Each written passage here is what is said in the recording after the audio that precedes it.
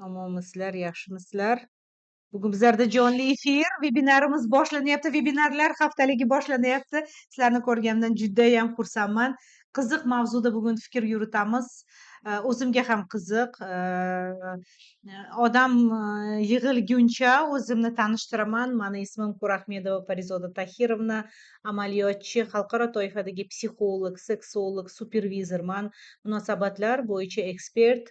Mening tajribam 20 yildan ortiq va bugungi kunda asosiy yo'nalishim bu oilaviy konsultatsiyalar, oilalar bilan ishlash, oilalardagi muammolar, inqirozlar, ziddiyatlar, seksologik muammolarni ustida doimiy ravishda ishlab kelyapmiz va bugungi efirimiz sizlarga foydali va manfaatli bo'ladi degan umiddaman, chunki birinchi efirimiz bugun haftaligimizni va birinchi efirimizni mavzusi bu erkakdagi qiziqishni qayta uyg'otish, ayol jozibasini oshirishning 3 ta ishlaydigan qoidasi haqida gapiramiz. Bu juda aktual, juda kerakli mavzu barchamiz uchun va agar bizlarni erkaklar ham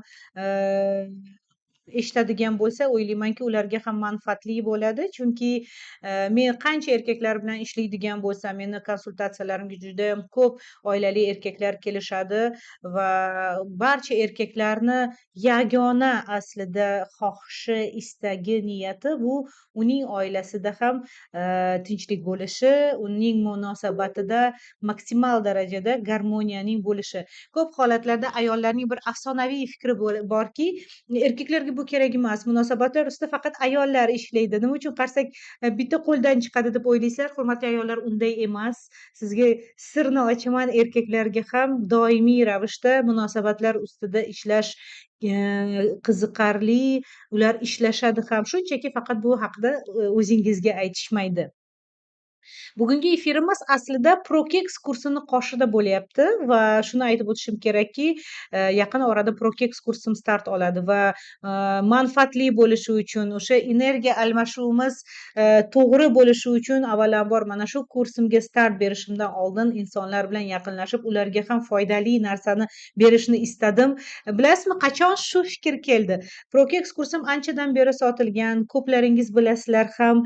Kim bilgan bo'lsa izohlaringizda qoldiringlar. Umuman olganda bugungi efirimizda aktiv bo'lishingizni istagan bo'lardim, interaktiv bo'lishi uchun.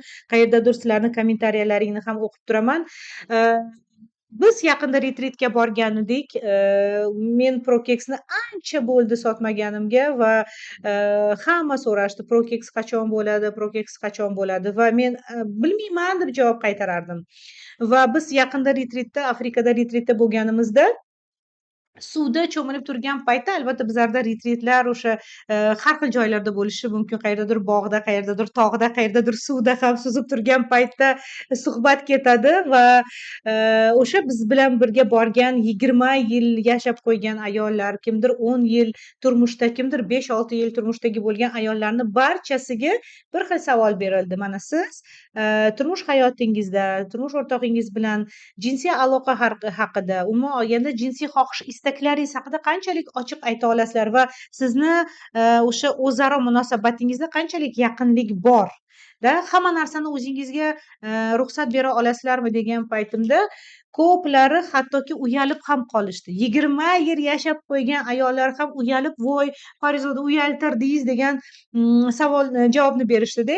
O'shanda yo'qmi bironta kursingiz? O'sha yerda o'qiganim yaxshiroq, men ko'p narsani uyalaman gapirishga, ko'p narsani hozirgacha bilmayman deganda, men uchun bu qayerdadir shok holati bo'lsa, boshqa tomondan doimiy ravishda duchor bo'lib kelayotgan muammo hisoblanadi. Nega? Chunki haqiqatan ham biz bu haqida, umuman olganda munosabatlar haqida, turmush o'rtog'imiz haqida gapirganimizda biz ko'proq nimaga urg'u beramiz? Qanaqadir e'tirozlarga, qanaqadir bizni qiziqtirmaydigan narsalar haqida, janjallar haqida, erim bunday qildi, erim bu olib bermadi, bunday qilmadi, qaysidir ehtiyojimni qoplamadi degan narsalar haqida bizga gapirish oson, lekin munosabatlardagi eng nozik narsa, bizni erkak va ayol sifatida bog'lab qo'ygan narsalar haqida umuman gaplashmaymiz. Chunki biz o'zimiz ham bu qo'rquvga qarab yurmaymiz. Chunki uyat bor, tanqid bor, ruxsat yo'q. Tabiiy holat, bizni shunaqa tarbiyalashgan. Bizni ota-onamiz ham bu haqida biz bilan gaplashmagan. bu uyatli mavzular bo'lgan. Umuman olganda erkak va ayol munosabati haqida. Hozir men jinsiy aloqa haqida gaplashmayapman. Umuman olganda mana erkak bilan ayol bir-biriga qanday munosabat qilishi haqida hech qachon gapirilmagan. Bizni kelinlikka tayyorlatganda, turmush hayotga tayyorlatganda avvalambor ovqat pishirish haqida, uy ishlarini qilish haqida va boshqalar haqida tarbiyalashgan, tayyorlashgan. Lekin erkakka qanday munosabat qilish kerak, o'g'illarga, ayolga qanaqa munosabat qilish kerakligi haqida hech qachon aytilmasdi. Xuddiki biz o'sha biz bilmaydigan o'sha suzishni bilmaydigan okeanga bizni tashlab qo'yishdida, u yog'iga o'zing bilasan. Eplab ketsang suzib ketasan, eplamasang cho'kib ketasan deganlaridek, xuddi shunaqa tabiiy holatki biz ham o'zimiz katta bo'lganimizdan keyin bu haqda gapirish, bu haqda ochiq-oydin qayerdadir erlarimiz bilan yoki xotinlar bilan ochiq-oydin ehtiyojlarimizni, qoniqtirmaydigan joylarni aytmaymiz, bilmaymiz va xuddi shu narsani o'zimizni farzandlarimizga ham yetkazib bera olmaymiz. Eng achinarlisi shu. Vaholanki bizni bolalar andozani bizdan olishadi, munosabat qilishni bizdan bilishadi. Esingizda bo'lsa, kim taxminan o'sha 80-90 yillarda tug'ilgan bo'lishsa, kimdir 2000-yillarda ham bo'lishi mumkin. Tug'ilgan bo'lsak agar, kinoda hattoki qanaqadir shunchaki quchoqlashish ssenalari bo'lganda ota-onamiz ko'zingni yumib tur, qaramay turgin, bor chiqib tur deyishardi-da. Bu mavzu shu darajada biz uchun yopiq bo'lgan edi, shu darajada uyatli, qanaqadir gapirish mumkin emas degan tushuncha bo'lardi. Lekin men har doim aytaman, bilasizmi? 20-asrning qadriyatlari shunaqa bo'lgan, dunyoqarashi shunday bo'lgan. Lekin hozirgi kunda 21-asr kelyapti va biz mana shu 21-asrda istasak istamasak moslashishimiz muhim, moslashishimiz kerak. Chunki o'sha ijtimoiy tarmoqlar, internetni rivojlanishi bizdan ham farzandlarimizdan juda ko'p narsaga moslashishni talab qilyapti. Shunday ekan, o'rganmasak bo'lmaydi, gapirmasak bo'lmaydi. Albatta hammasi qog'ozga o'raladi. Albatta ko'p narsa ochiq-oydin. Men hozir umuman ochiq-oydinlik haqida gapirmayapman. Ko'p holatlarda biz qanaqadir seksologik muammolar, psixologik muammolar deb o'ylasak, ko'plarning shunaqa afsonaviy qo'rquvlari bor. Ya'ni psixologiya bu munosabatni o'ldiradi, seksologiya bu faqat kechirasiz jinsiy aloqa haqida. Vaholanki unday emas. Har bitta o'sha to'shakdagi muammolar avvalambor munosabatda, biz muloqotimizda shakllantirmagan qanaqadir muammolarimizdan kelib chiqadi. Shunday ekan, mana shu efirimizni ham shunga bag'ishlamoqchi. Bugun birinchi efirimiz aynan erkakni qiziqishini yana qaytadan qanday qaytarish mumkin. 3 ta muhim yo'lini oson, tez, ko'p vaqtingizni olmayman. 1 soatcha efirimiz bo'ladi. Mana shular haqida gapirmoqchiman. Agar shunaqa oladigan bo'lsak agar, siz hech o'zingizga savol berganmisiz? Nima uchun munosabatlarda o'sha ehtiros yo'qoladi? Nima uchun yaqinlik yo'qoladi? Va siz yaqinlik, ehtiros deganda aslida nimani tushunasiz? Ko'p holatlarda shunaqa juftliklarga savol berganimda darrov qanaqadir e'tirozlar boshlanadi, ayblovlar boshlanadi. Ko'p holatlarda bular barchasi moddiyat haqida. Uni olib bermadi, xotinim dazmol qilmadi, erim moshina olib bermadi, xotinim bu qilmadi va bir-biriga o'sha loyni sachitib o'sha bir-biriga ag'darish haqida gap ketadi-da. Bu juda katta xato. Chunki avvalambor munosabat haqida biz gapirganimizda biz chuqurroq o'ylashimiz kerak. Shunday ekan, har safar o'zimizga shunaqa savol berganimizda nima uchun shunaqa munosabat yo'qotgan, nima uchun bizdan turmush o'rtoqlarimiz, ko'pincha bu efir bizlarni ayollarimizga albatta bag'ishlangan va mana shu yerdagi erkaklar eshitadigan bo'lsa agar, ayolingizga ertaga yetkazasiz o'zingizni ehtiyojlaringizni ham. Balki mana shu efirimizni ham eshitishga berarsiz balkim-da. Shunday ekan, savol nima uchun? Qanday qilib o'sha munosabatdagi yorqinlikni, qanday qilib munosabatdagi ehtirosni saqlab qolish mumkin? Chunki biz agar o'zimizni to'ydan oldingi holatimizni eslasak, o'sha qorindagi kapalaklar diskotekasi bilan, ishtiyoq bilan, ehtiros bilan ko'zimiz yongan holda uchrashuvga chiqardik, to'g'rimi? Xoh u sovchilik bo'lganda, xoh u sevishib turmush qurgan deganda ham, nima bo'lganda ham o'sha uchrashuvlarga tayyorlanib, ohanglarimizni tayyorlab, ust boshimizga yaxshi qarab, holatimizni mana shu erkak uchun, mana shu ayol uchun deb tayyorlanishni boshlardik va bu biz uchun judayam qiziqarli, biz uchun bu ehtirosli bir o'sha momentlardan biri bo'lardi, to'g'rimi? O'shanda diada holat, ya'ni erkak va ayol bir-birini ovlaydi.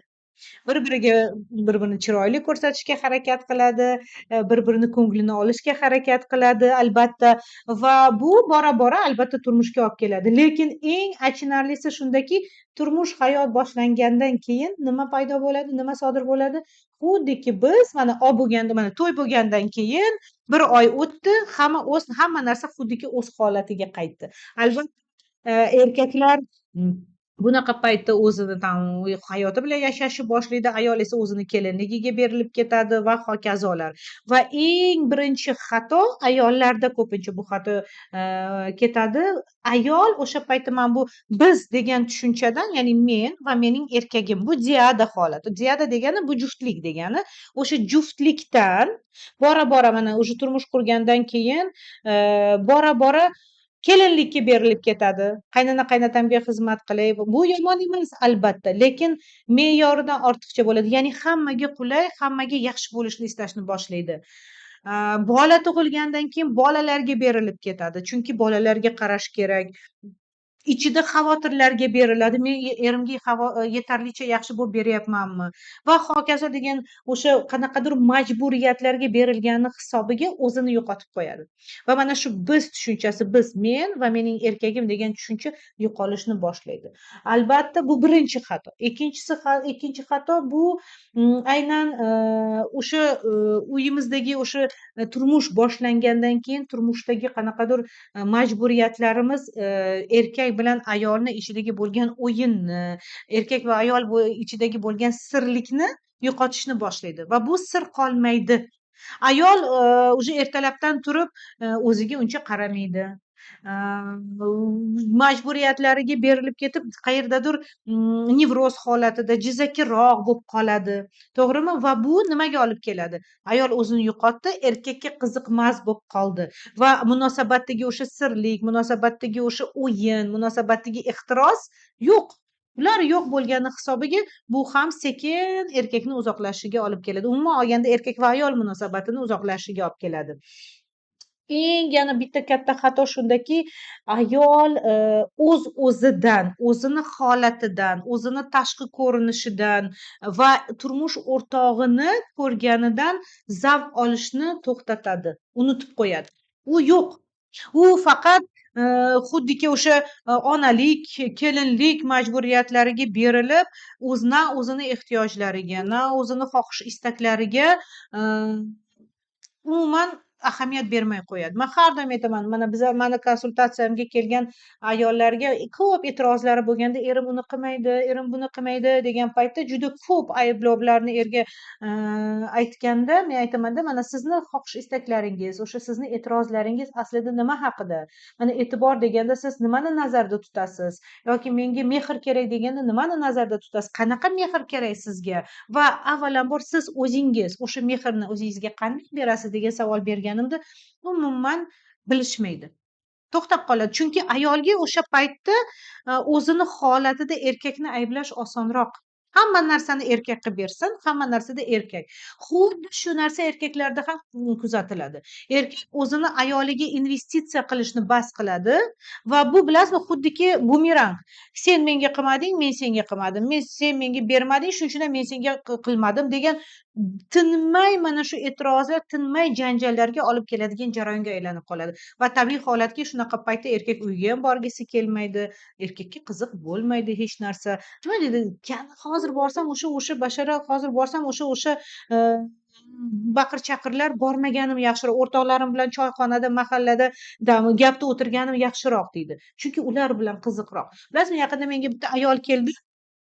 Juda ko'p o'sha e'tirozlarni bildirgandan keyin men aytdimda, aytingchi, mana sizni o'zingizni qanaqa, agar siz o'zingizni tashqaridan qaraydigan bo'lsangiz, menga mana shu ayolni aytaylik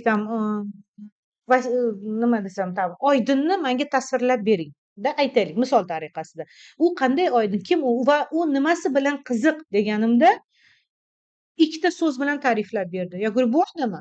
Yana mana tasavvur qiling, siz menga shu ayolni prezentatsiya qilyapsiz, shu ayol haqida gapirib beryapsizda, u qanday ayol? Menga aytib bering, uni qanday u meni qiziqtirishi mumkin bo'lardi? Shunchaki hali erkak haqida gap ketmayapti, ayol haqida gap ketyapti. Menga aytib bering, u qanday ayol? Uning qanday qiziqishlari bor? U nimasi bilan qanaqa yutuqlari bor? U nimasi bilan unikal ekanligini menga aytib bering deganda, bunday ayol umuman aytolmadi. Xo'p dedim. Tushundim. Endi aytingchi, bu ayol hayotida o'zidan qanday zavqlanadi? Qaysi nimasidan zavqlanadi? Tanasidanmi, ko'zlaridanmi, qiladigan ishidanmi, nimasidan zavqlanadi deb so'raganimda unga ham javob bera olmadim. Tushunyapsizmi nimaga men hozir yo'naltiryapman sizlarni? Ya'niki biz kimgadir e'tiroz, kimgadir tam o'zimizni ehtiyojlarimizni aytishimizdan oldin aslida bizga nima kerak ekanligini va aslida biz o'zimizni holatimizni tushunib olishimiz kerak. Man har doim qizlarga shu narsa haqida aytaman. O'zimni kurslarimda ham har doim shunga urg'u beramanki, hurmatli ayollar, avvalambor o'zingizni tanib oling. Avvalambor o'zingizni tanangizni, vujudingizni, ruhiyatingizni o'zingiz haqingizda ayting. Chunki man har doim aytamanda, o'zimiz haqimizdagi bo'lgan tushunchamiz, o'zimizni ehtiyojlarimiz haqidagi bo'lgan tushunchamiz katta qilib, xuddiki tasavvur qiling, sizni ko'kragingizda katta qilib plakat yozilgan. Men bilan qanday mumkin, men nimani xohlayapman, menga nima muhim, menga nima zarur degan narsalarni yozib qo'ygandek. Faqat ular so'zsiz.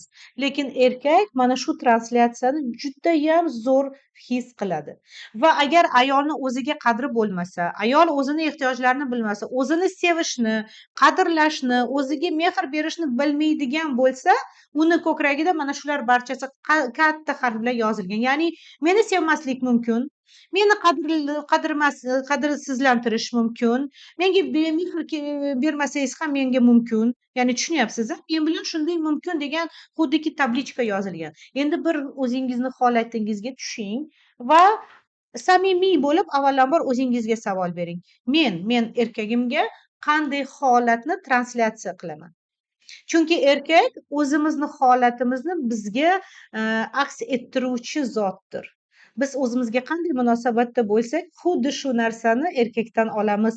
Ming ayollar yo'q, Parizod opa unday emas, erkak o'zi-ku, erkaklar mana bunaqa qiladi-ku desak, adashamiz. Bilasizmi?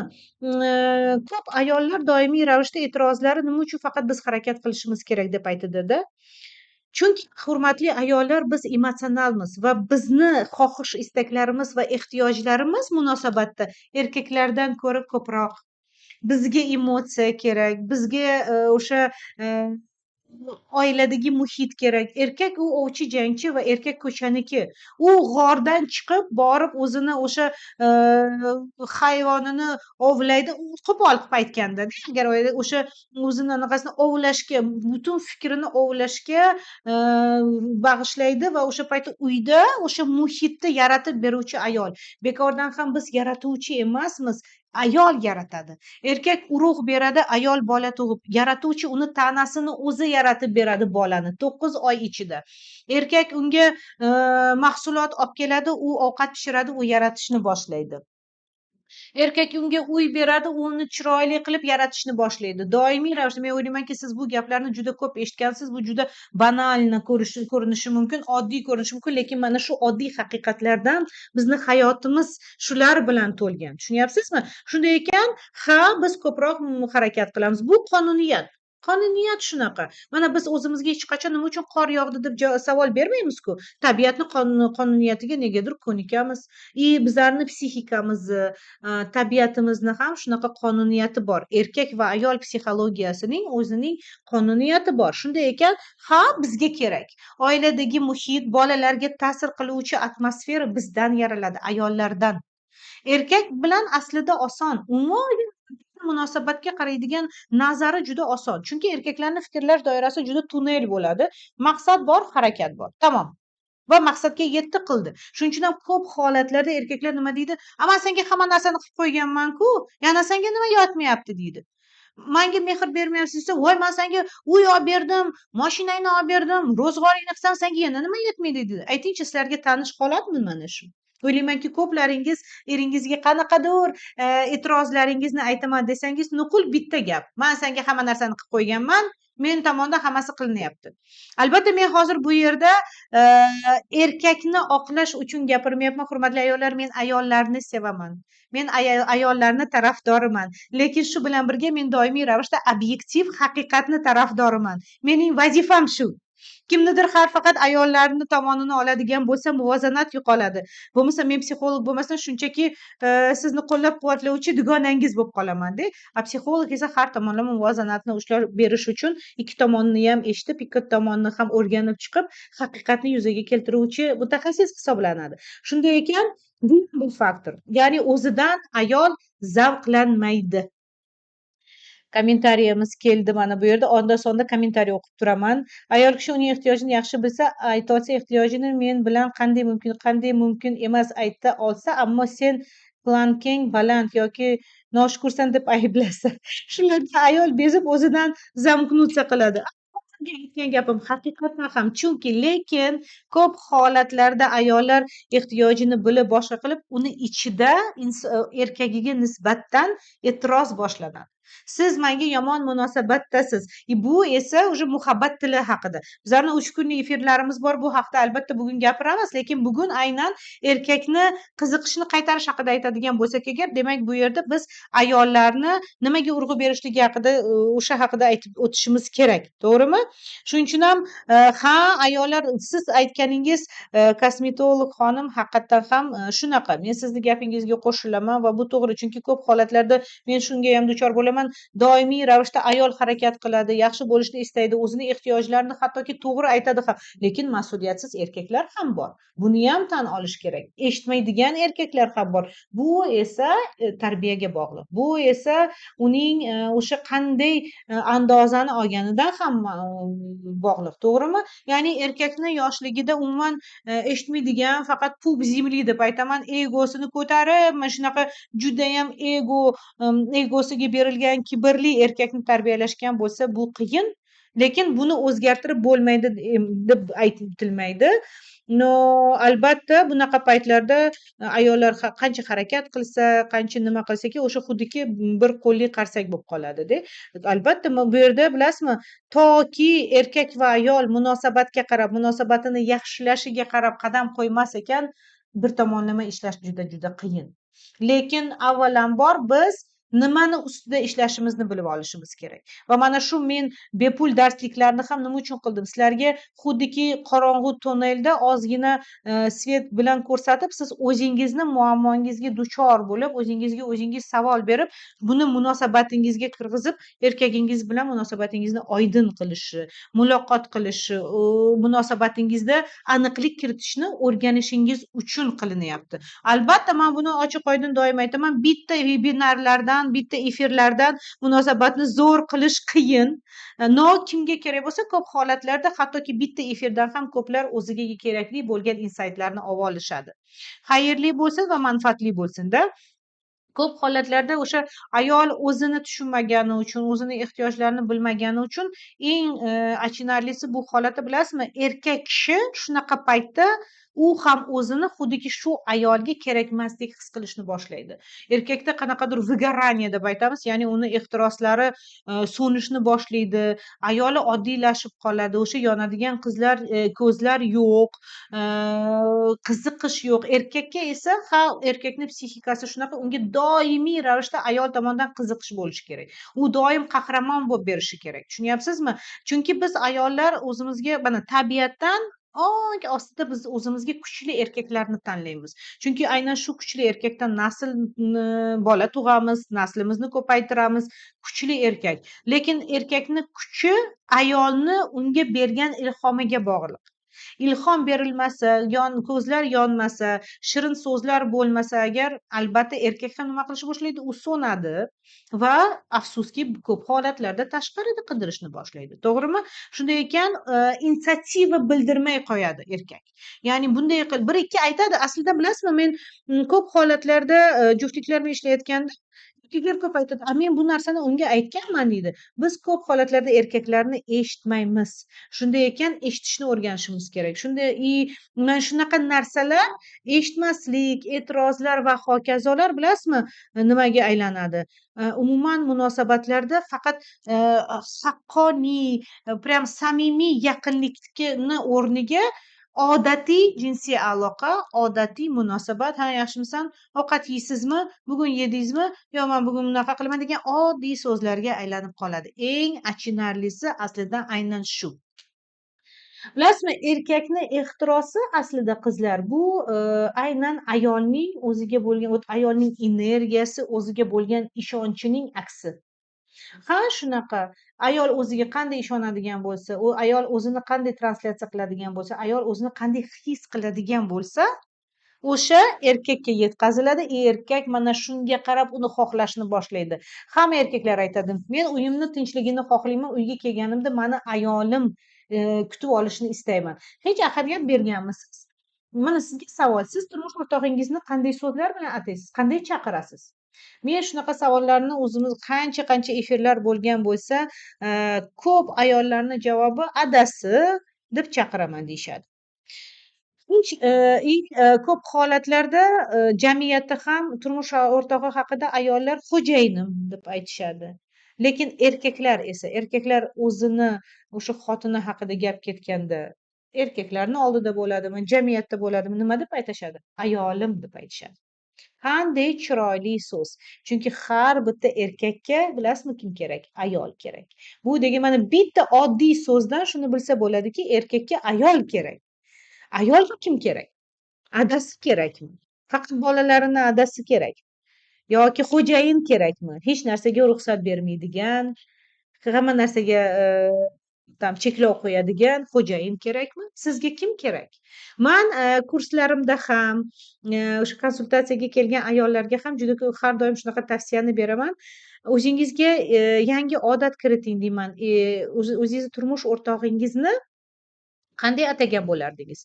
Bu narsani boshlash hech qachon kech ham emas. Agar shu paytgacha siz kechirasiz.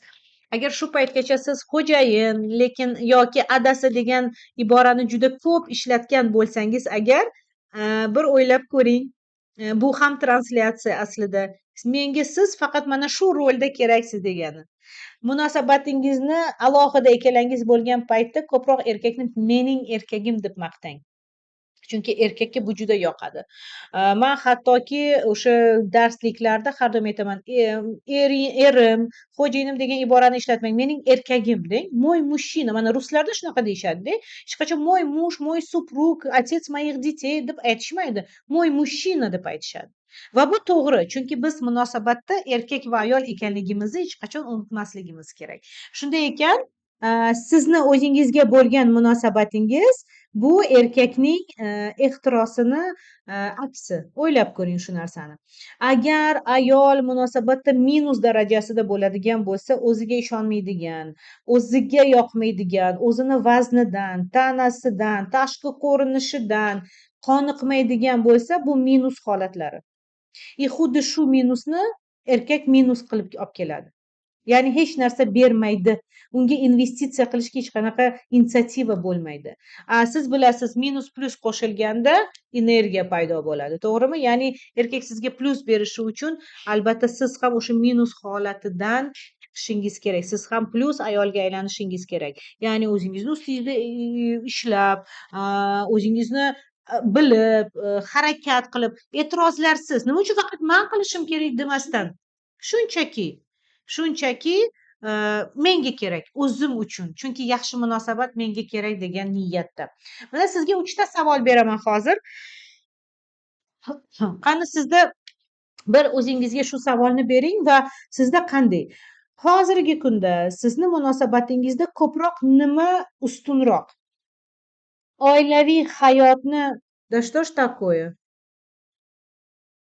Oilaviy hayotni logistikasi, ya'ni logistika bu hammani vaqtini, hammani hayotini shunaqangi tizimlab berish Ya'ni bu deganiki ertalab bolalar maktabga chiqib ketadi. Siz bolalarni maktabga olib qo'yib qo'ying. 12da soat 1da obed, tushlik mana bunaqa payti. Ya'ni bu organizatsiya, logistika, kim qayerga borishi kerak, kim nima ish qilishi kerak, mana shunaqa nazoratchi roli.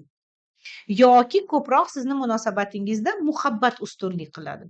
Nima ustunlik qilyapti? Bir o'ylab ko'ring. Hozirgi kunda va o'shaqa mini test o'tkazamiz. Ikkinchisi, sizni hayotingizda bugungi kunda erkagingiz xuddiki sovuqlashib qolganini his qilyapsiz. U xuddiki uzoqlashdi, sovuq bo'ldi, umuman hech qanaqa e'tibor bermayapti, umuman hech qanaqa sizga vaqt ajratmayapti, mehr bermayapti. Bu holat bormi sizda va siz bu holatda o'zingizni qanday his qilasiz? Va hech bo'lmaganda o'zingizni mana shu holatingiz haqida erkak kishiga qanday yetkazib bergansiz? Samimiy bo'ling o'zingiz bilan. Ya'ni e'tiroz bilanmi, ayblovlar bilanmi, nima bilan bo'lgan bu holat? Qanday yetkazasiz shu narsani? Ko'p ayollarni yana bitta shikoyati kuchli bo'lishdan charchadim. Mana sizda ham agar siz kuchlimisiz va bundan charchadingizmi desam agar qanday javob bergan bo'lardingiz? Kuchli ayollar bu yig'lamaydigan, oilasidagi hamma mas'uliyatni o'z bo'yniga olgan, bolalar ham, bozor ham, uydagi hamma tashvishlar ham, santexnika esa ham ayol, bu ishga borib kelish ham ayol, hammasi ayol. Mana shunaqa holatdan charchadingizmi? Ya'ni ko'p mana shu uchalasida ham "ha" bo'ladigan bo'lsa, demak sizni o'zingizga bo'lgan munosabatingiz va oilangizdagi munosabatingiz haqiqatan ham minus holatga kelib bo'libdi. Va bu achinarli. Bilasizmi, turmush hayot qizlar bu chidash emas. Turmush hayot bu ko'nikib yashash emas. Turmush hayot, munosabat bu birga mustahkam munosabatlarni qurib baxtli yashash. Baxtli yashash esa bizni har birimizni qo'limizdan keladi. Chunki bizlarni aslida juda katta bir orzuyimiz. Moddiyatni chetga suring, ular ikkilamchi. Qanaqadir moddiy narsalarni chetda suradigan bo'lsak va aslida ruhiyatimizni oladigan bo'lsak, bitta quchoqlashishlar, ba'zan bitta yostiqqa bosh qo'yish, suhbatlashadigan insonimizni borligi, bizni qo'llab-quvvatlovchi qanaqadir muammoyimiz bo'lganda shunchaki yaxshi so'zlar bilan qo'llab-quvvatlovchi insonimiz borligi ham katta baxt hisoblanadi. Shunday ekan, shuning uchun ham siz aynan mana shu narsaga urg'u berishingiz kerakki, nima yetishmayapti menga? Agar men moddiyatni, ehtiyojlarimni chetga suradigan bo'lsam, menga nima yetmayapti? Menga yetmaydigan narsa menda bormi yoki yo'qmi? Bilasizmi, eng muhim narsa erkaklar aslida ayollarda nimani yaxshi ko'rishadi? Erkaklar ayollarda uni erkakligini uyg'otadigan ayollarni yaxshi ko'rishadi. Endi sizga savol. Siz o'zingizni turmush o'rtog'ingizni erkakligini qanday yoqasiz?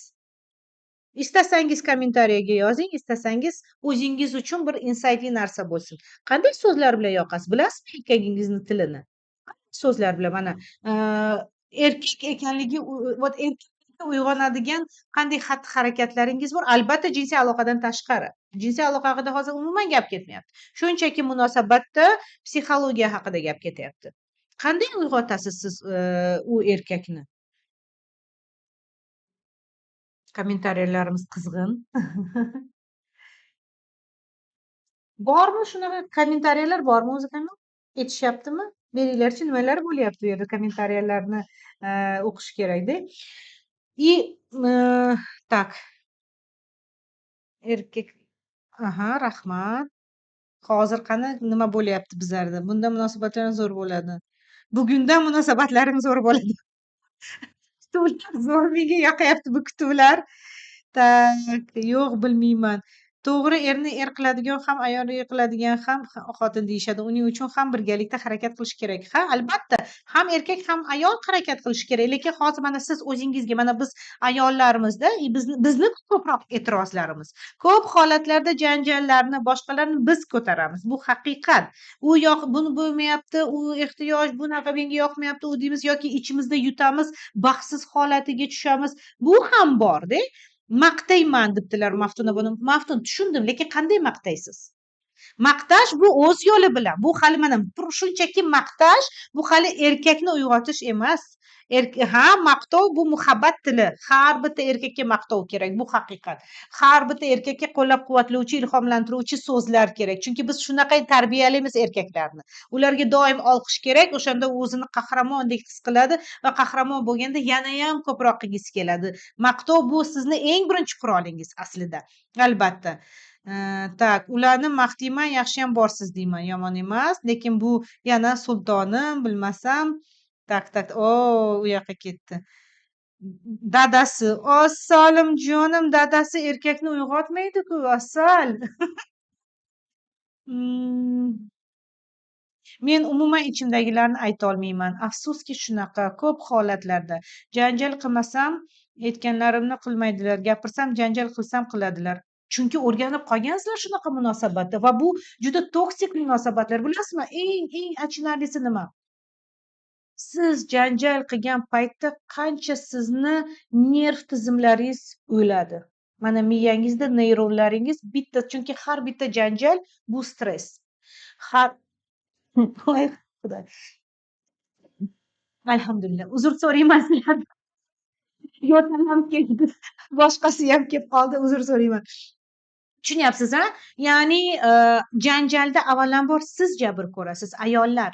Chunki biz ayollar o'zimiz mana emotsiyalarimiz bilan to'shakka yotamiz. Istasak, istamasak. Biz shu darajada erkaklarimizni shu narsaga o'rgatib qo'ydikki, janjalsiz hech narsa bo'lmaydi. Janjalsiz meni ishim bitmaydi deb aytamiz. Vaholanki unday emas. Aylanib ketay, rahmat. Sog' bo'ling deb yozishibdi. Erimda uzoqda nima qilishim kerak? Men bilmayman, erimiz uzoqda nima qilish kerak? Hatto uzoqda bo'lsa ham chiroyli SMSlar yozing, qo'llab-quvvatlang, tezroq uyga qaytishiga ilhomlantiring. Sizni eringiz nima uchun uzoqda bo'lganlarni bilmayman, balkim ish safarlaridadir, balkim o'sha tirikchilik qilish uchun bu ham yaxshilik. Bu ham sizni hayotingizda mana mas'uliyatli erkagingiz bor. Sizlar uchun ishlayaptilar, lekin u erkakka ham qiyin. Sizga ham qanday qiyin bo'lsa, ularga ham qiyin. Hech bo'lmasa o'tirgan joyingizda maqtang, qo'llab-quvvatlang. Sizni mana shu chetga ketish qaroringiz ham men uchun juda katta qahramonlik. Biz uchun harakat qilayotganingizni bilamiz, sog'inamiz va hokazo deb ehtirosli narsalarni ham fikrlashni o'rgating. Meni juda bir zo'r bitta kitobim bor, Erkakni sehrlash san'ati. Manda o'qiganlar juda yaxshi bilishadi. U erkakni sehrlash san'atida hattoki SMSlarda qanday so'zlarni aytish, qanday so'zlarni fikrlash haqida ham aytib berganman-da. Chunki u kitob aynan erkak va ayol munosabati haqida. Juda ko'p. Men ham qayta efirga kirib ulanib ko'ring. Baxtimga. Men erimni pul bermaydi, nima qilsam bo'ladi? O'rgating ustoz. Mana o'rgatyapman hozir. Mana Kamil. Marhamat, rahmat. Kommentariyalarga chalg'ib bo'lmasa efirimiz ham cho'zilib ketaveradi. Bir-birimizni quchoqlaymiz va bir-birimizni Alloh taqdirimizni bir qilgan shukr aytamiz. Mashalloh, zo'r. Va ko'z tegmasin shunday munosabatlarda. Bilasizmi, har doim ham munosabatlarda faqat muammo bo'ladi, faqat problema bo'ladi deb aytolmaymiz. Chunki bor shunaqa baxtli oilalar, bor shunaqa bir-birini topgan, haqiqatan ham Allohim ikkalasini ham qilib qo'ygandek bir-birini taqdirini bitta qilgan. Shuning uchun men har doim aytaman. Bilasizmi, mana ko'p shunaqa moda bo'lgan, hammaga hozir psixologlar kerak deb aytishadi. Yo'q. Bor shunday odamlar, ularni psixikasi, ularni o'sha ongi shu darajada moslashuvchan, shu darajada ular o'zlari muammodan chiqib bir-birini tushunishadi, o'zini tushunishadi va bunday insonlarga hech qanaqa psixolog ham kerak emas, hech qanaqa kurslar ham kerak emas. Va Xudoga shukr, va shunday insonlar qatori ko'paysin. Ilohim ko'p bo'lsin ham. Biz hozir faqat muammoli narsalar haqida gapiryapmiz-da. Bir savolim bor, aloqa vaqtida zadniy proxodga og'riq bo'lyapti, nima maslahat berasiz? Sizga hech qanaqa maslahat bera olmayman, chunki bugungi efirimiz jinsiy aloqa haqida emas va eng muhimi shuni aytmoqchimanki, na psixologiyada, na seksologiyada va na meditsinada anal seks umuman tavsiya etilmaydi. Va og'riq bo'lgani bu tabiiy hol. Jinsiy aloqa uchun boshqa teshik bor, o'sha qilib ko'ring. Balkim rohatni ham rohatlanarsiz. Erim faqat yaxshiyam borsan siznikni tasavvur qilolmayman dedilar, sensizlikni. Juda chiroyli so'zlar, men xursandman haqiqatdan ham va sizga aynan shunaqa erkak kelgan va sizga o'sha o'zini tili bilan shunaqa chiroyli gaplarni ayta olishi ham katta gap. Bu zo'r. Chunki afsuski bunday erkaklarni foizi juda kam. Вот. Xo'sh, davom etamizda. Ayol o'zi resursda bo'lsa, qizlarjonlar, o'shanda erkak o'sha resursli ayolga bog'lanadi. O'sha resursli ayolga talpinadi. Qanday resursli ayolga aylanish mumkin? 3 ta sirini sizga bugun aytaman. Aytgancha, bugungi bizlarni efirimizni oxirigacha o'tirganlarga syurprizlarimiz bor. Oxirigacha efirimizni ko'ring. YouTube'da o'tirganlar like bossin. Kim Instagramda ko'rayotgan bo'lsa, a'zo bo'ling, layklaringizni bosib turing. Sizlarning kommentariyallaringizni o'qib turibman.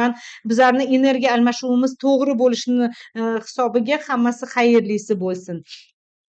Erimga erkatoyman, xarakterim ko'tara oladi va hazillashib katta qizim sen deydilar. To'g'rimi shunaqa deyishi? Yo'q, bu deyish siz qiz bo'lishingiz kerak emas. Albatta, agar u hazil doirasida va sizni jinsiy aloqangizga hech qanaqa anaqa bo'lmaydigan bo'lsa, ta'sir ko'rsatmaydigan bo'lsa agar, bu okey.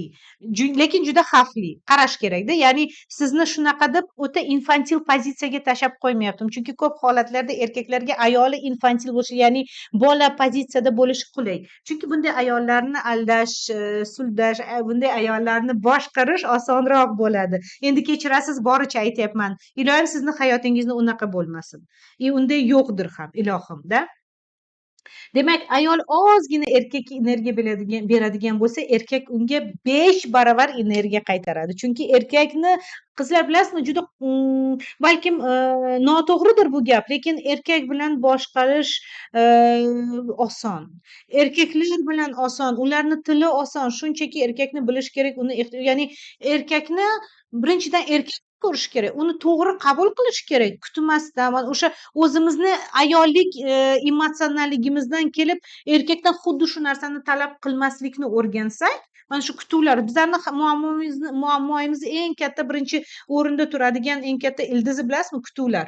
Mana shunaqa bo'lib berishi kerak degan gaplar. Shunday ekan, 3 ta muhim qadam.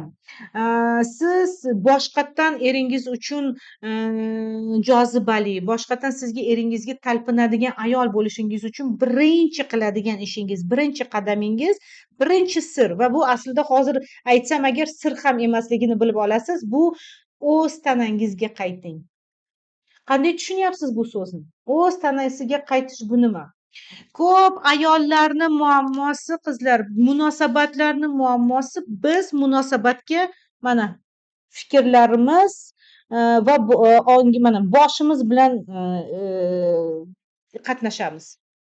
Ya'ni nima to'g'ri dedimmi, bu noto'g'ri dedimmi, mana bunday bo'ldimi, unday bo'ldimi va mana shu fikrlar afsuski bizlarni tanamizdagi ayolligimizni, energiyamizni, mana bu yerdagi shubhalar, gumonlar, sevadimi, sevmaydimi, voy menga mana bundoq qaradi, voy mana buni menga bermadi va boshqalar degan narsa bizlarni tanamizda bloklarga olib keladi. Bu istasak istamasak bizni jinsiy aloqamizga ta'sir qilishni boshlaydi. Bizda ehtiros esa mana xohish, jinsiy xohish deymiz. Bilasizmi, jinsiy xohishni aytadigan bo'lsak, bu nafaqat o'sha borib yotib bersam bo'ldi, bu jinsiy xohish qoniqtirildi, bo'ldi degani emas, yo'q. Jinsiy xohish aslida bizlarni jinsiy xohish degani mana ayol sifatida erkakka doimiy qiziq bo'lish. Mana mana pasportda ham jins deb yozganimizda bu nima haqida? Bizlarni jinsiyatimiz haqida, erkak yoki ayolligimiz haqida, to'g'rimi? Mana shu jinsiyat aslida o'sha jinsiyatning xohishi doimiy ravishda ayollik xohishi bo'lishi uchun ayol doimiy ravishda xohishi kuchli bo'lsa agar, tanasini eshitadigan bo'lsa, tanasida o'sha mani erkagim bor va erkagim mani xohlayapti, men erkagim uchun qiziqman degan narsada u doim tabiiy lubrikatsiya degan tushuncha bor.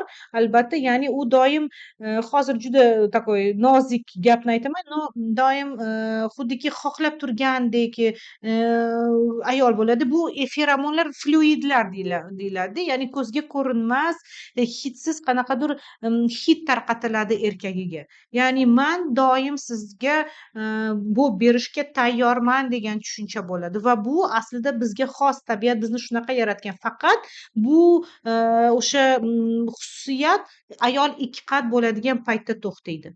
Shuning uchun ham ikki qat bo'lgan paytda ayollarda libido tushib ketadi, ko'p holatlarda jinsiy aloqani istashmaydi va erkak ham aslida o'shanaqa paytda ayolga yaqinlashmaydi, chunki ayolda o'sha paytda yopilgan bo'ladi. Ha, bor shunaqa ayollar, shuni ham aytib o'tish kerakki, jinsiy konstitutsiyasi kuchli bo'lgan ayollarda jinsiy xohish ikki qat bo'lsa ham davom etadi. Lekin bu baribir mana tanamizni o'zi, homilamizni yaxshilab saqlab olish uchun bizlarni xohishni, libidamizni, jinsiy xohishimizni pasaytirishni boshlaydi va bu normal holat hisoblanadi. Shunday ekan, shuning uchun ham o'sha paytda tavsiya etilmaydi ko'pda, ya'ni u pasayadi bu xohish. Lekin boshqa paytda biz doimiy ravishda mana shu tanamizga qaytishimiz kerak, tanamizni uyg'otishimiz kerak. Buning uchun ayol nima qiladi? Ya'ni boshini o'chirish. Mana shuni ham aytib o'tish kerakki, ko'p holatlarda ayollarni shikoyati jinsiy aloqa bo'layotgan paytda orgazm yo'q holatlariga shikoyat qilishadi. Ya'ni man qoniqmayman, qoniqish nimaligini bilmayman, zavqlanmayman deyishadi. Shunchaki erim bilan yotib beraman, bo'ldi-da. Bu ham oddiy holat, bu haqida oddiygina gapirsa bo'ladi. Aslida o'sha paytda kalla ishlaydi. Eri bilan bo'layotgan paytda voy ertaga ovqat pishirishim kerak, voy ertaga bog'chaga olib borishim kerak, voy ertaga juda ko'p ishlarim bor. Mana bu yerda hammasi aylanib turadi. Aylanib turayotgan paytda ayol umuman tanasida emas. Shuning uchun ham aytaman, tanangizga qayting. O'zingizni tanangizga mehr berishni boshlang. Sizlarga bitta savol, men doim efirlarda shu savolni beraman. Hurmatli ayollar, siz cho'milayotgan paytda qanday cho'milasiz? Mana tasavvur qiling, sizning 3 ta bolangiz bor, 4 ta bolangiz bor, bu yerda ovqat pishyapti, bu yoqda qaynona va hokazolar. Siz qanchalik tez cho'milasiz? O'zingizga qancha vaqt ajratasiz? Ko'p ayollarga shunaqa savol bersam, tez yuvinib, tez artinib chiqib ketaman, vaqtim yo'q. Bu deganiki, siz tanangiz bilan bo'layotgan munosabatingizda umuman o'zingizni eshitmaysiz. Tanangizni eshitmaysiz degani. Har holda gul beraman derkanu, это не ко мне. Okey, u yerda qizg'in suhbat ketyapti Instagramda, juda yaxshi. Sizlar suhbat qilib turinglar, men fonlaringda gapirib turaman. Bo'ldi. Rahmat jonlarim. O'zi men efirlarni nima yaxshi ko'raman, efirni o'zida anaqa bo'ladi, terapiya ketaveradi. Bir-birlaringni eshitib, bir-birlaring bilan bo'lishib turganlaring bu juda zo'r qizlar, молодцы. Shunaqa ochiq bo'linglar, bir-birlaringni qoniqtiringlar. Bu zo'r. Bu aslida zo'r. Shunday o'zini tanasiga qaytish bu juda muhim hisoblanadi. O'zini o'sha, chunki tana bu sezgirlik. Sezgirlik bo'lmasa uyg'onish bo'lmaydi, xohish, istak, jinsiy xohish bo'lmaydi. Jinsiy xohish bo'lmasa erkakka signal bormaydi. Shuning uchun ham erkak sovuqlashadi. Erkak borib ko'chada boshqa joyda qidirishni boshlaydi. Uni qaytarishni istayapsizmi? Tanangizni uyg'otishni boshlang. O'zingizni silang, kremlar bo'lsin, vannada cho'milishlar bo'lsin, shoshmasdan. Bu yer hozir yana praktikada aytaman shu narsani, nima muhimligini, lekin bir o'tirib tanangizni eshiting. Tanangiz sizga nima deyapti? Siz jinsiy aloqa haqida o'ylaganingizda, turmush o'rtog'ingiz haqida aytganingizda qanday, mana shunaqa mini praktika bermoqchiman. Tasavvur qiling, siz o'zingizni ko'zingizni yumayotgan paytda o'zingizni tanangizni skaner qilyapsiz. Tasavvur qiling, mana rentgenga tushamiz-ku, skaner qilyapsiz. Ko'zingizni yuming. Chuqur nafas oling. Chuqur nafas olayotgan paytda tanangizga nazaringizni soling. O'sha paytda tanangizni qayerida issiqlik his qilyapsiz? Iliqlik his qilyapsiz. Mana shu yerda o'sha e'tiboringizni o'sha nuqtangizga qarating. U qayerda joylashgan? Вот. U yerga qaratganingizdan keyin aslida blok bo'layotgan joy aslida o'sha yerda, lekin aynan xohishingiz uyg'onadigan joy ham aynan o'sha yerda. Chunki avvalambor siz birinchi nazaringiz tushgan joyda bu muammoli joy bo'lishi kerak, lekin aynan mana shu muammoli joy sizga ishlab beradigan joy bo'lishi mumkin. Tushunyapsizmi? Ya'ni uni transformatsiya qilasiz. Chunki ko'p holatlarda tanani eshitmaslik o'sha bloklarga olib kelishi deganda, ya'ni bloklar bu aynan o'sha jonli ishlab beradigan nuqtalar hisoblanadi. tushundingiz? Mana shu nuqtalarga ahamiyat bering. Chunki sezgirlik shundan boshlanadi. Lekin buni o'rgansa bo'ladi qizlar. Mana doimiy ravishda mana shu mini praktikani qiling. Ko'zingizni yumib, tanangizni eshiting, uni ehtiyojlarini eshiting. Qayerda sizda o'sha iliqlik bor, qayerda uni his qilmayapsiz. Umuman olganda o'sha har kuni 5 minutlik mana shu praktikani qiladigan bo'lsangiz, sizga juda foydali bo'ladi. O'zingizni o'sha tanangizga qaytasiz. O'sha aytganimdek. Chunki ko'p holatlarda mana men kurslarimda ham shu haqida aytganman. O'zingizni sezgirligingizni, чувствительность deb aytamiz, sezgirligingizni oshiring, sezgirligingizni rivojlantiring. Aynan shu bu o'rganiladigan bir xususiyat. Hozir bilmaysizmi, keyin qila olasiz. Buni kurslarimda ham ko'rsataman, berganman shu narsani sistemni bittama-bitta bir o'zini ehtiyojlarini eshitish haqida. No вот sizga shunchaki mana aytyapmanki, shu narsani qilib ko'ring. Inkor qilmang. Men ko'p holatlarda har doim bilasizmi nima uchun jonli efirlarni, bepul darsliklarni turaman va yaxshi ko'raman, chunki keyin mana sizlar menga ko'p o'ziflar yozganlaringda bitta bepul efirdan ham juda ko'plar o'ziga olib shu narsani qilgandan keyin ham natijaga chiqishadi va bu juda zo'r aslida. Meni mana shu narsalar xursand qiladi. Shuning uchun ham bo'lishib turinglar. Shuni ham aytib o'tmoqchiman. Вот. Keyin ikkinchi sizni qiladigan ishingiz bu o'zingizni nazoratingizni o'chiring. Bir ahamiyat bering. Mana sizga nazoratchi desam agar, nazoratchi bu kim? Nazoratchi bu ona. Ovqat yedingizmi? Bugun sovqatmadingizmi? Ishxonangizda issiqmi? Doringizni ichdingizmi? Mamichkalar ko'pmi oramizda? Bir o'ylab ko'raylik. Bormi? Nima uchun? Qayerda edingiz? Qachon kelasiz? Men buni sotib oldingizmi? Qachon sotib olasiz? Ya'ni faqat mana shunaqa. Mana shu yerda men shu narsani tavsiya qilgan bo'lardimki, mana shu nazoratingizni aynan boshqa narsaga zamena qiling, ya'ni almashtiring. Hattoki shunchaki oddiy so'zlarda.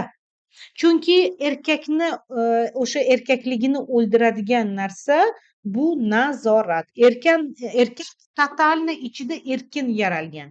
Unga erkinlik kerak. U ovchi jangchi bo'lgani hisobiga u erkin bo'lmasa erkakligi o'ladi. Doimiy nazorat ostida bo'lsa sizni ona sifatida ko'radi. Bu esa uni jinsiy xohishiga juda katta ta'sir ko'rsatadi. Sizga erkak bu berishiga ta'sir ko'rsatadi. Pul bermasa u bermaydi. Sizga ham erkaklik munosabat qilmaydi. Erkak bo'lib qoladi. Nazoratchi ayollar. Xuddiki sizni yana bitta bolangiz. Tushunyapsizmi? Shuning uchun ham erkakni instinktini o'ldirmoqchi bo'lmasangiz agar nazorat qilishdan bas qiling. Bu ikkinchi qadamingiz. Shuning uchun ham mana qayerda edingiz, nimaga qilmadingiz? Mana masalan siz pul bering yoki men buni qilib bering degan bir narsani so'ramoqchi bo'lsangiz, qaysidir ehtiyojingizni so'ramoqchi bo'lsangizda eringiz bu narsani umuman ignor qiladigan bo'lsa, shunaqa paytda e'tiroz bilan emas, ayblov bilan emas, balkim men nima qilsamki, sizni mana shu narsaga menga ruxsat berishingizni sizga ilhomlantirgan bo'lardi. Ya'ni qanday ilhomlantirsam bo'ladi sizni, meni mana shu ehtiyojimni siz bajarishingiz uchun. Bu deganiki, menga erkak bo'lib ber, men esa uni evaziga senga ham 2 barobar qaytaraman degandek gap. Eng muhimi umuman ayblamaslik. Agar primer mana misol tariqasida aytadigan bo'lsak-da, har biringiz o'zingiz uchun erlaringizni ta'sirlantiradigan bitta ibora o'ylab toping. Masalan, bilasizmi, har safar siz oilamizni qanaqadir muhim narsalarni o'zingiz qaror chiqarganingiz menga juda yoqadi. Bu deganiki, bizni oilamizda erkak bo'lib berishing menga judayam meni ilhomlantiradi deb aytishingiz. Menga masalan yoki voy mana shu aytaylik ishingizda insonlar bilan gaplashganingiz вообще menga yoqadi deb sizni telefonda gaplashganingizni kuzatish. Nimaiki bo'lsa, men sizga hozir misol tariqasida aytyapman-da, lekin esingizda bo'lsa aytdim-ku, erkakni uyg'oting. Erkakligini siz bilan his qilsin. Uni erkakligini albatta qanday uyg'otishni faqat siz bilasiz. Chunki siz eringizni nozik tomonlarini bilasiz, siz bilasiz erkakka nima yoqadi, nima kerak erkakka faqat siz bilasiz. Farz opa, erim ikkalamiz oldingizga o'zi borganmiz, o'sha bosim o'tkazishni to'g'rilasa bo'ladimi? Qaysi bosimni Asalimjonim uncha eslolmayapman.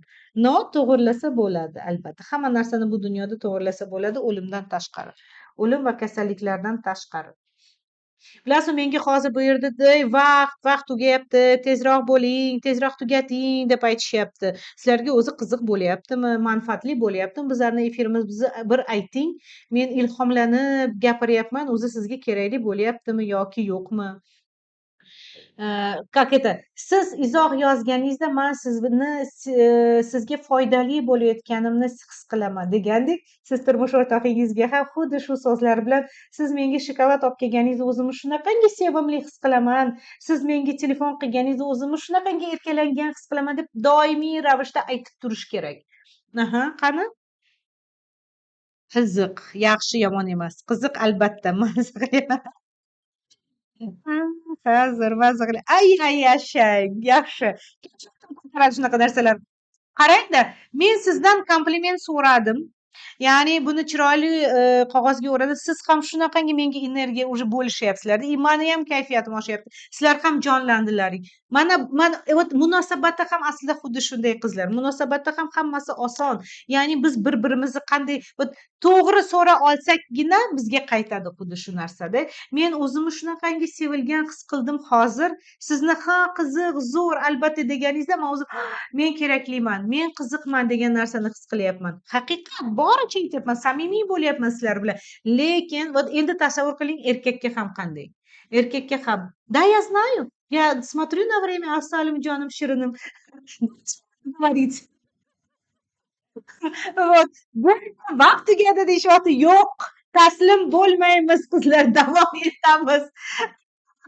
Tamaddi qiziqda.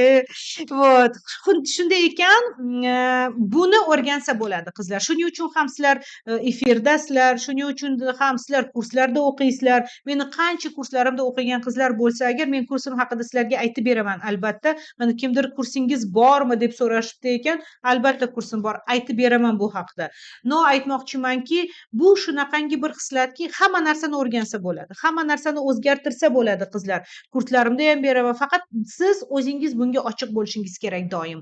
Bitta o'sha jabrdiyda pozitsiyasiga tushib qolmasdan, shunday ekanda demasdan, yo'q, hamma narsani o'zgartirish mumkin va eng muhimi, ichingizdagi bo'lgan ishonchsizlikni, ichingizdagi bo'lgan o'sha e'tirozlarni olib tashlang va eng muhimi ishonchsizlikni olib tashlang.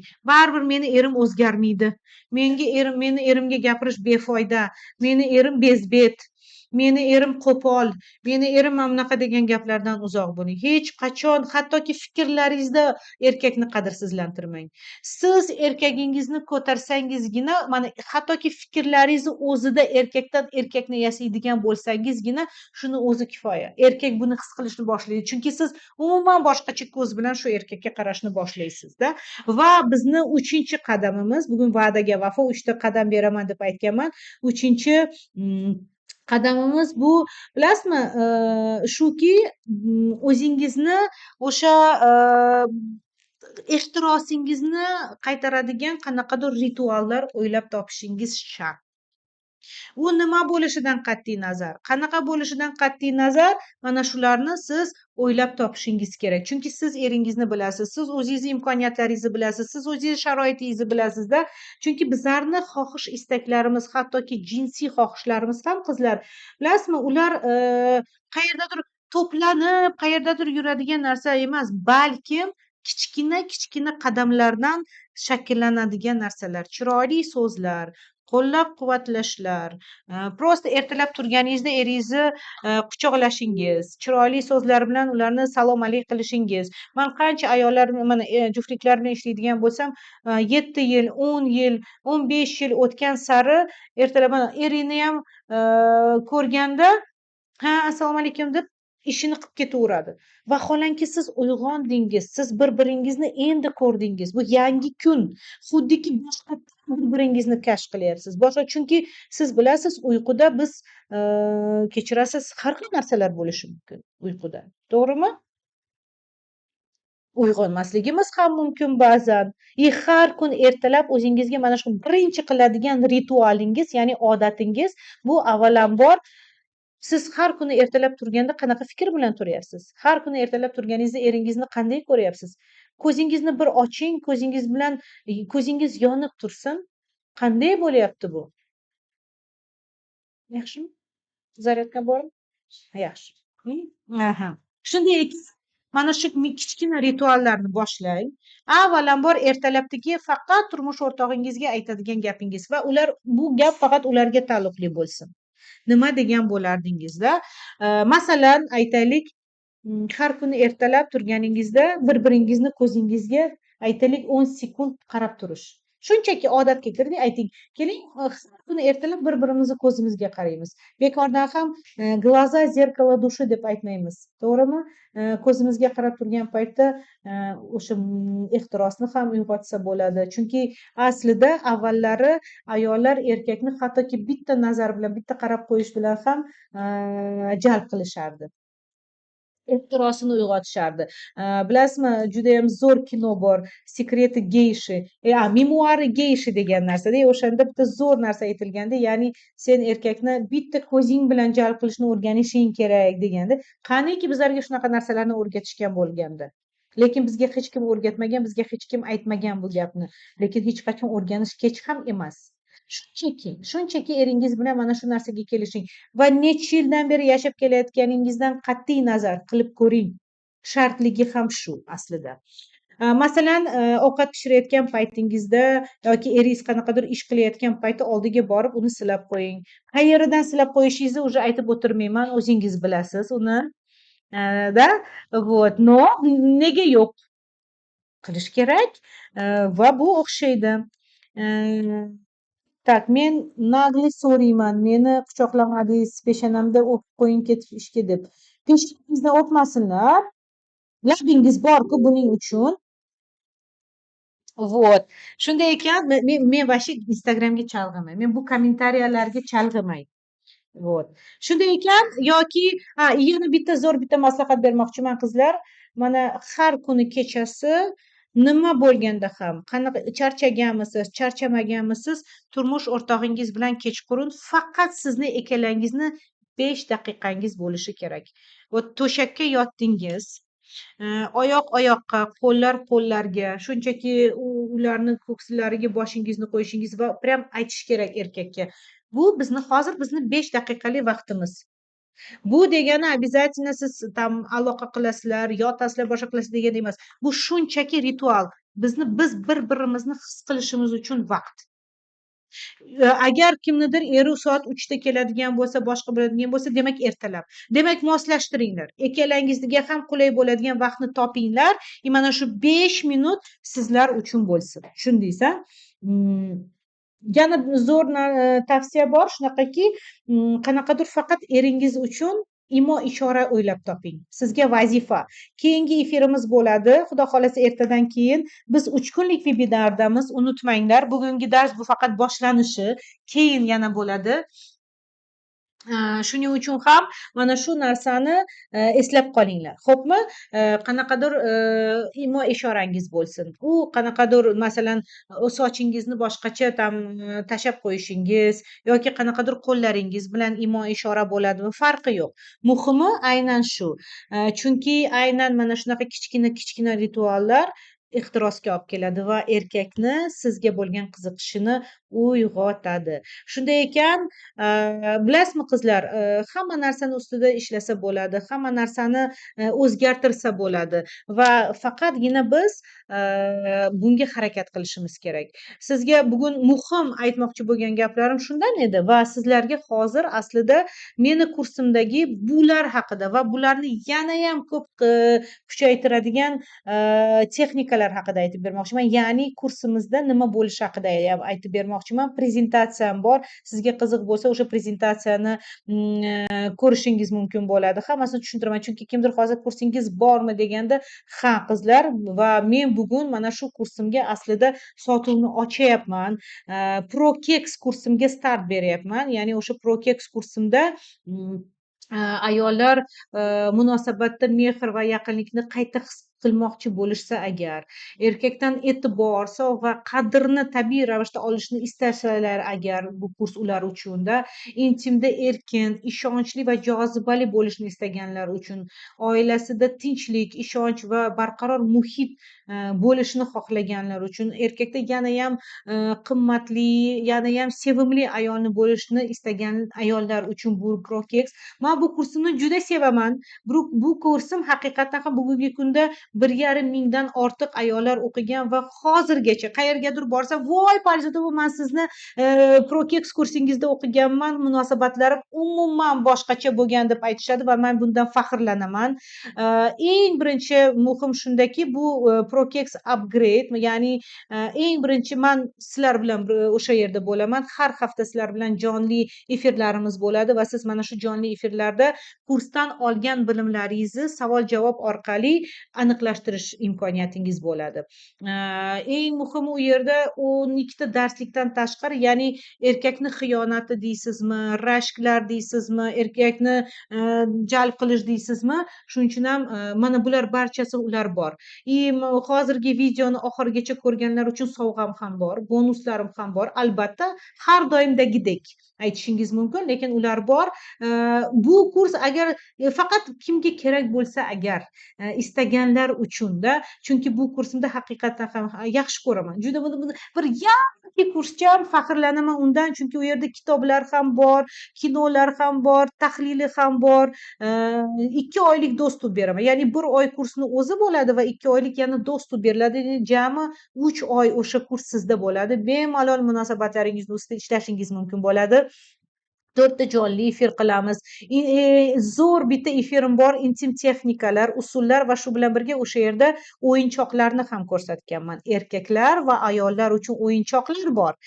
Sizni hayotingizni yanayam ehtirosli qiladigan o'yinchoqlar efiri bor va har birini tushuntirib berganman. Chunki ko'p holatlarda oilaga, jinsiy hayotga qanaqadir yangilik kiritish erkaklar uchun qo'rqinchli. Ha, men boshqa qoniqtirmaymanmi deb aytishadi. Aslida unday emas. Bu yanayam juftliklarni hayotini yanayam zo'r qilish uchun chiqarilgan bular. Ya'ni bu zamena emas, uni o'rnini olish bilan emas, balkim yanayam ehtirosli qilish uchun. Chunki har biringiz bu jarayondan zavqlanishga haqqingiz bor. Albatta, bu kursda sizlarga kuratorlarni beraman. Ular doim sizni qo'llab-quvvatlashadi, yordam berishadi. Конечно же, super bonuslarimiz bor-da. Demak, shu bilan birga undan oldingi kurslarimda berilgan savol-javobli efirlarimni ham sizlarga beraman. Ularni biz bilasizmi, ba'zan o'zimiz ham bilmaymiz nimada muammoyimiz, lekin boshqalarni eshitib biz shu narsani aniqlaymiz-da. Ya'ni, ha, shunaqa ekan deymizda. Birinchi bonusimiz shu. Ikkinchi bonusimiz Akbarshoh Furkatovich bilan, u androlog, urolog, yaxshi ko'raman u mutaxassisni, hamkasbim, podkastlarimiz ham hattoki bor. Erkak psixologiyasi, erkakni nima uchun tez urug' tashashi, nimaga bu nimalarga bog'liqligi haqida, ayollarni urologik kasalliklari haqida juda zo'r efir bergan. Uni ham bonus sifatida sizlarga beramiz. Ginekolog, reproduktolog Ziyoraxon Mamajonova bilan darsimiz bor. Ayollik libidosi, salomatligi, gormonlarda, mana bular barchasi haqida aytgan. Oydin opam haqida aytmoqchiman. Oydinoy To'xtayevadan ham stilni bo'lish, munosabatlarda yana qanday chiroyli kiyinish kerak. Chunki erkak ko'zi bilan sevadi. Mana shu efirimiz ham bonus sifatida berilgan.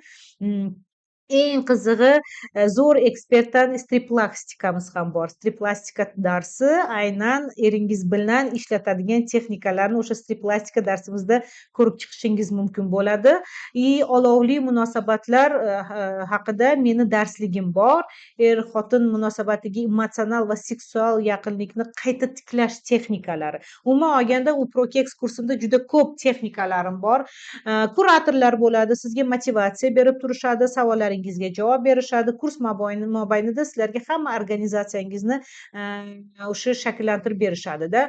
Ayol tiplari haqida gaplashamiz. Qanday ayollar, qanday ohangda gapiradigan ayollar, ya'ni har xil ohangda gapiradigan ayollar bor. ona ayol, ya'ni nazoratchi ayol qanday ohangda gapiradi, boshqaradigan erkakni qadrsizlantiradigan ayol qanday ohangda gapiradi, mana bular barchasi haqida prям bittama-bitta tushuntirib berganman va erkak bilan qanday ohangda gapirish haqida ham aytib berganman. O'sha kursimda ayol libidolari haqida gapirganman, ya'ni nima uchun bizlarni xohish istaklarimiz uyg'onadi, qachon pasayib ketadi, nima uchun biz o'sha berishni xohlamaymiz, uyalamiz, uyat o'zi qayerdan kelganda va er xotin orasidagi munosabatida uyat bu nima haqidaligini tushuntirib berganman. Yo'qotib qo'yishdan qo'rquvlarni ustida ishlaganmiz, rashk, ishonchsizlik, xiyonatda aynan psixologik asoslarni ko'rsatib berganman. Amazonka kompleksi haqida, Amazonka o'zi kompleksi qanday bo'ladi va bu munosabatlarimizda erlarimizga munosabatda qanday namoyon bo'lishi haqida aytib berganmanda. Ayol kuchli bo'lishi kerakmi degan efirlarimiz bor. Jinsiy muloqot payti xalaqit beradigan his tuyg'ular haqida, ya'ni nima uchun orgazm bo'lmaydi, erkaklarda nima uchun orgazm bo'lmaydi, bular barchasi haqida aytib berganmanda. Er xotin o'rtasidagi olovli suhbat va uni qayta to'g'ri olib borish haqida gapirganmiz. Jinsiy kasalliklar va komplekslar haqida, ya'ni qanday komplekslarimiz bor, chunki har mana ko'p holatlarda o'ylaymanki sizlarda ham bo'lib turadi, erkaklarni har xil fantaziyasi bor. Kimnidir jinsiy anaqalariga taklif qilish, mana hattoki ayolni dunyoqarashiga umuman to'g'ri kelmaydigan narsalarni gapirib beradi, yoki hozir mana bizlarni prямой efirimizda kimdir oral seks haqida gapirdi, anal seks haqida gapirdi. Ya'ni bular o'zi nima? Bu qanday jinsiy kasalliklarga olib kelishi mumkin? Bu o'zi to'g'rimi yoki yo'qmi? Chunki taqiqlangan narsalar bor, tavsiya etilmaydigan narsalar bor. Biz ko'p holatlarda bular haqida umuman bilmaymiz. Bilasizmi, eng muhim efir bu qiz bola oilaviy munosabatlarda tayyorlanishi kerakmi degan efirim bor. U yerda qiz bolani turmushga tayyorlash haqida. Agar oramizda mana onalar bo'lsa, sizlarni jiyanlaringiz bo'lsa, agar marhamat qilib tavsiya qilishingiz mumkin bo'ladi. Hozir yangi yil sovg'a qilish payti, mana shu kursni sovg'a qilishingiz mumkin bo'ladi, chunki aynan qizlarni o'sha это как его там, to'yga, ya'ni turmushga tayyorlash efirlari muhim. Chunki u yerda men ham jinsiy tarbiya haqida aytganman. O'g'il bolalarni qanday tarbiyalash kerak, qiz bolalarni qanday tarbiyalash kerak, mana ota qiz bolani necha yoshdan boshlab cho'miltirmasligi kerak, cho'miltirishi kerakmi, o'g'il bolalarnichi, qachon bolalar bilan intim haqida gapirish kerak. Umuman olganda jinsiy tarbiya haqida hammamizga qiziq bo'lgan narsa shu aslida. Usiz bo'lmaydi. Bola ota-onasini jinsiy aloqa qilayotgan payti ko'rib qolsa agar qanday travmalar olishi mumkin bola. Shular haqida ham hattoki aytganman-da. Shuning uchun ham ko'p holatlar mana bugungi kunda mani ayollarim kurslarimda o'qib nimalarga erishganda, munosabatida mehr va yaqinlik uyg'otilgan, ya'ni erishishgan shu narsaga, eridan e'tibor olishni boshlashgan, sovg'alar olishni boshlashganda, intimda o'zini eng muhimi orgazm holatlari yaxshilashgan, intimda jozibali bo'lishni o'rganishgan, rashk, shubha va gumonlar hammasi bartaraf bo'ladi. Ya'ni u haqida tushuncha berib ketadigan efirlarimiz borda.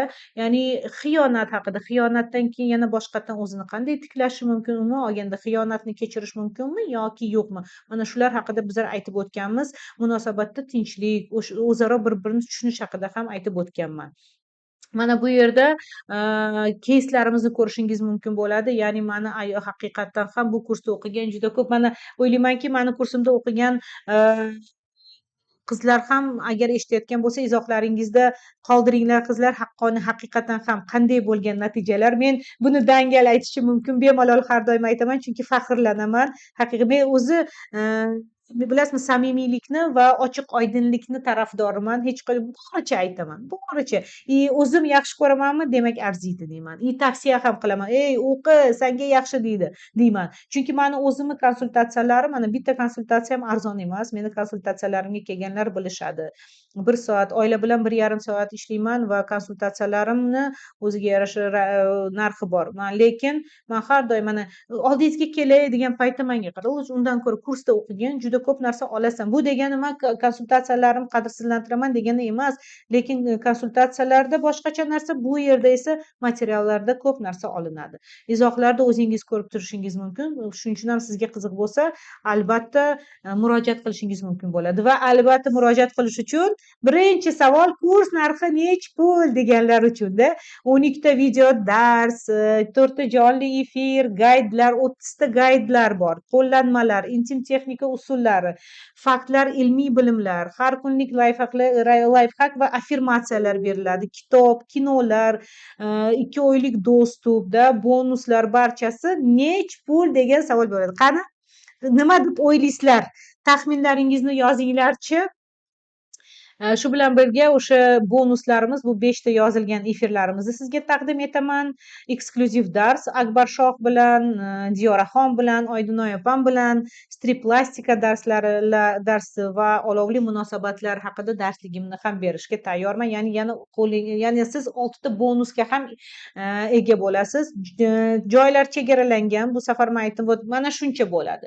Ko'pi kerak emas ham deb aytganman. Shuning uchun ham shunday ekan, hozir mana shu 2 soat davomida, 1,5 soat davomida men bilan bo'lganlarga yaxshi takliflar bermoqchimiz. Agar siz bugungacha o'zingizni arizangizni qoldirsangiz, ya'ni men aytdim, давайте odamlarga ozgina osonlashtiraylik. Oson bo'lishi uchun ham qanaqadir imkoniyat beringlar deb aytganimda, xo'p, mayli, mana shu narsalar uchun qancha berishimiz mumkin deganda, avvalambor bu narxni o'zini upgrade narxi 1,5 million, ya'ni kurs narxi mana shuncha beriladigan narsalarga 1,5 million kurs narxi. Lekin bugun efirni ko'rganlar uchun qanday qulaylik yaratishimiz mumkin? Ya'ni shunchaki a'zo bo'lib berishligi uchun, mana predoplata qoldirishi uchun biz 499 mingni oldindan to'lov qilib, ya'ni bron qilishingizni imkoniyatini yaratdik. Va chunki ba'zan hozircha shuncha pulim bor, keyinchi deganlarga-da, chunki joylar soni chegaralangan bo'lganini hisobiga bugun kechgacha bron qoldiradigan bo'lsangiz qoldiring. Sizga kuratorlar hammasini batafsil tushuntirib berishadi-da. Siz bron qoldirganingizdan keyin maxsus kanalda siz uchun bonus darsligimiz bor. Bu bonus darsligimiz aytgancha 3 kun efirda qatnashadiganlar uchun. Sizlarga silka beraman. Siz o'sha silkadan men alohida yana zo'r efir olganman, yana ham texnika berganman u yerda. Agar kimga qiziq bo'lsa, 3 kun qatnashadiganlarga mana shu efirni beraman va bron qilganlar uchun albatta. Agar mana siz hozir ekraningizda ishtirok etish tugmasini ko'rishingiz mumkin. Mana shu ishtirok etish tugmasini bossangiz, qizlar sizga aloqaga chiqishadi, hamma narsani sizga batafsil tushuntirib berishadi. Siz hozir agar bron qoldiradigan bo'lsangiz, siz hozir Prokex kursini birinchi darsini o'zi ko'rish imkoniyatiga ega bo'lasiz-da. Eng muhimi, boya aytib o'tgan erkakni sehrlash san'ati kitobini bepul sovg'aga kiritasiz. Broningiz qaytarilmaydi. Bron oldindan qilingan bron, mana shu sovg'alar beriladi, bonuslar beriladi, bron qaytarilmaydi. Shuning uchun ham buni ham inobatga olinglar-da. Bu bron keyingi o'sha qatnashishingizni garovi hisoblanadi. Shu predoplata qilganingizdan keyin voy pulimni qaytaring deb aytmaysizlar. Mana shu narsani shu yerda aytyapman, chunki uni evasiga ham birinchi efir ham berilyapti, erkakni sehrlash kitobi ham berilyapti. O'sha eng muhimi, siz barcha o'sha takliflarni o'zingiz uchun saqlab qolasiz. Sizni joyingiz band bo'lib turadi. Shunday ekan, Prokex kursining 3 ta bepul o'rni rozigrishi bo'ladi. Bu 3-efirimizda biz 3 ta joyni mana bugun, ertaga va indin bo'ladigan o'zingizni qatnashayotganingizni skrinshot qiling. Mana bugun qatnashganingizni rasmga tushiring, ertaga o'sha keyingi efirda qatnashganingizni skrinshot qiling va yana 3-kuningizda qatnashganingizni skrinshot qilingda, 3-kuni men 3 ta joyni, mana 3 ta kommentariyalardan 3 ta odamni tanlayman va ularning orasida 3 ta mana shu kursimga 3 ta bepul joy beraman. Так что siz 3 kun ichida mutlaqo bepul yutib olish imkoniyatiga ega bo'lasiz. Va agar siz bron qo'ygan bo'lsangiz, mana aytaylik, siz 500 ming to'ladingiz yoki 1,5 million to'lab bo'ldingiz va yutgan bo'lsangiz agar, sizni pulingiz sizga qaytariladi. Shuni ham inobatga oling. Qani ko'ramiz, siz omadlilar qatoridamisiz yoki yo'qmi? Ishtirok etish tugmasini bossangiz sizga havola chiqadi. Siz mana shu havola orqali saytga o'tishingiz mumkin. Buning uchun ismingizni va telefoningizni yozishingiz kerak bo'ladi, raqamingizni va menejerlarni javobini kutsangiz bo'ldi. Bu degani уже mana zaявка qoldirsangiz menejerlar o'zi sizlarga aloqaga chiqishadi. Albatta mana shu yerda bitta narsani aytib o'tishim kerak. Maxsus taklifim bor. Bu barcha bizni siz bilasiz, men qizil pomadani bosh ekspertiman.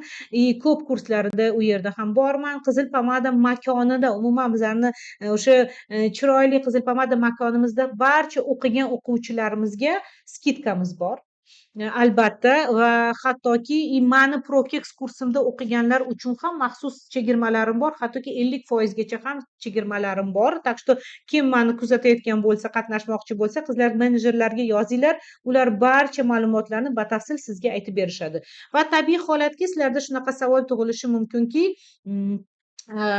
uzum nasiya orqali olsa bo'ladimi? Ya'ni bo'lab to'lish imkoniyati bormi? Ha, uzum nasiya bor.